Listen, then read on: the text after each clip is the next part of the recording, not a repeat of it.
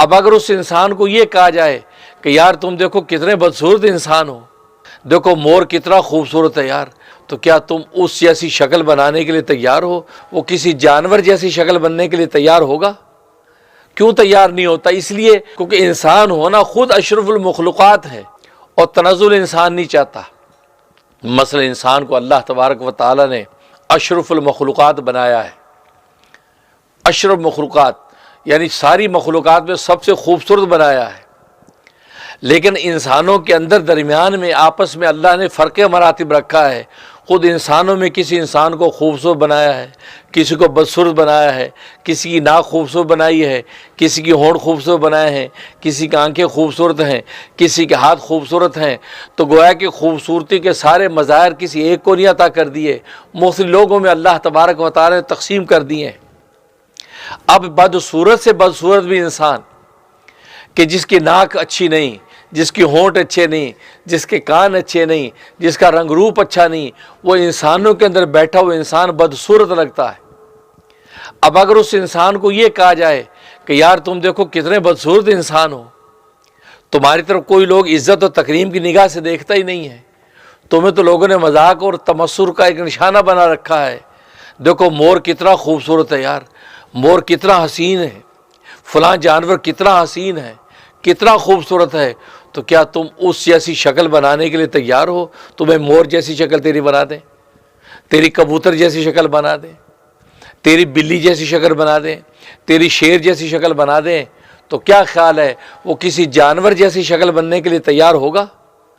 کیوں تیار نہیں ہوتا؟ اس لیے کوئی اس کو تنزل سمجھتا ہے، اس کو تنزل سمجھتا ہے کیونکہ انسان ہونا خود اشرف المخلوقات ہے، تو میں اشرف مخلوق کے اندر تو شامل ہوں، اب میں کسی قسم کا تنزل برداشت کرنے کو تیار نہیں ہوں۔ ہاں جانوروں میں خوبصورت ترین جانور بھی اگر آپ مجھے دکھا دیں، حیوانات میں سے خوبصورت حیوان مجھے دکھا دیں اور مجھے کہیں کہ آپ ایسی شکل کے تم تیار ہو، تو کبھی تیار نہیں ہوتا۔ وہ یہ کیا کرنے یار ہے تو حیوان، مجھ سے تو کمتر ہے، میں تو انسان ہوں، افضل ہوں بھائی، اشرف ہوں۔ تو معلوم ہے تنزل نہیں چاہتا، یہ ترقی چاہتا ہے۔ ہاں جو اس کو سراپا شکل و صورت ملی، انسان ہوتے ہوئے اس کے اندر جو بہتری پیدا ہو سکتی ہے اس کے لیے ضرور ایڈوائز لے گا، اس کے لیے ضرور مشورہ کرے گا۔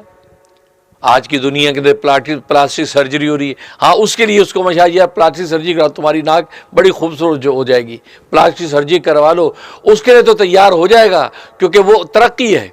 انسان کے اشرف مخلوق ہونے میں ہی ترقی ہے، انسانوں میں خوبصورت سراپا ہے، لیکن اس سے کمتر کوئی بھی مخلوق ہو اس مخلوق جیسی شکل بنانے کو تیار نہیں ہوتا۔